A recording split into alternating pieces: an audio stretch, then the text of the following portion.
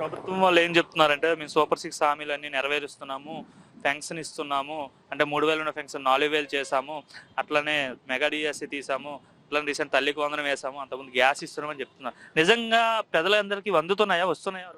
ఎందుకు అట్లా నాకే వచ్చింది. ఇద్దరు పిల్లలు 13,000 రెండు గ్యాస్ ఒకటి వచ్చింది, 860 చిల్లర వేసారు.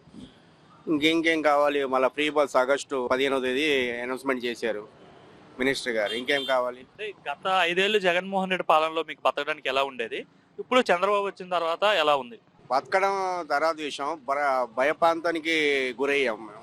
ఎవరైనా ఇలా సామాన్యంగా వీడియో మాట్లాడితే వాళ్ళకి స్కెచ్ చేసి చాలా దారుణంగా ఉండేది. వాళ్ళ బిజినెస్ మీద దెబ్బ, పని మీద, లేకపోతే కొట్టేయడం, అలా ఎన్నో చూసాం మేము న్యూస్ల్లో. గత 5 ఏళ్ళకి ఇప్పటికి ఏంటి మార్పు అంటే ఏం చెప్తారు అసలు? చాలా మార్పు ఉంది. తుఫాన్ వచ్చే టైంలో ఎలా ఉంటుంది ఆకాశం మబ్బు, రోహిణి గారి టైంలో సూర్యుడు ఎలా ఆకాశం మబ్బు ఉంటుంది, అంత తేడా ఉంది. బాగానే చేస్తున్నారు. ఇంకా ముందు ఇంకా 4 సంవత్సరాలు ఉంది. మెయిన్ ఇంకా బాగా అభివృద్ధి చెందిద్దని నా అంచనా. గతంలో అభివృద్ధి ఎక్కడా లేదు అన్నారు, మరి ఇప్పుడు అభివృద్ధి చేస్తున్నారా చంద్రబాబు? అభివృద్ధి ఇంకేం కావాలండి? రూల్ ఆఫ్ లా ఎలా నడుస్తుంది ఇప్పుడు?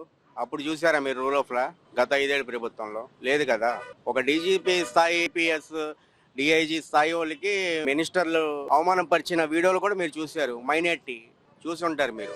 మరి అది దాన్ని బట్టి ఇప్పుడు చూసుకోండి. సామాన్య ప్రజలు ఒకటే కోరుకుంటారండి, కూడు గుడ్డ నీడ, ఇలాంటి అభివృద్ధి పనులు. డెవలప్మెంట్ కావాలి. మెయిన్ రాష్ట్రం డెవలప్మెంట్ కావాలి. దాని తగ్గట్టుగా మనం ఉండే ప్రజెంట్ ఇప్పుడు సిటీలో ప్రజలు, మధ్యతరగతులు అభివృద్ధి చెందాలి. ఇది ఒకటే కోరుకుంటున్నాం మేము ప్రభుత్వానికి.